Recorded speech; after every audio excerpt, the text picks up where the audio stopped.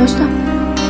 Korrupsiyaning mohiyati va uning oqibatlari. Korrupsiya bu mansab yoki vakolatni shaxsiy foyda olish maqsadida suiiste'mol qilish, o'z manfaatini ilgari surish uchun jamiyatdagi yoki davlatdagi resurslarni noto'g'ri ishlatishdir. Korrupsiya ko'pincha pora berish, pora olish, yengillik yaratish, tanish-bilishchilikdan foydalanish va boshqa noqonuniy amallar orqali namoyon bo'ladi. Korrupsiyaning mohiyati.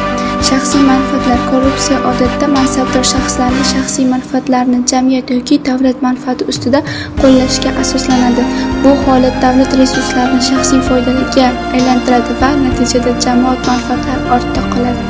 Qonunbuzarlik. Korrupsiya har doim qonunlarni buzish bilan bog'liqdir.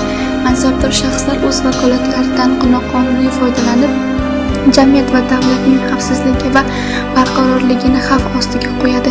Korrupsiyaning oqibatida fuqaro orasida tenglik va adolat buziladi. Mansabdorlar lavozimlar o'z manfaatlarini ishlatib, malakali kadrlarni e'tiborsiz qoldirilishi, o'z yaqinlari yoki tanishlari ustun qo'yishi mumkin. Bu esa jamiyatdagi norozilikni keltirib chiqaradi.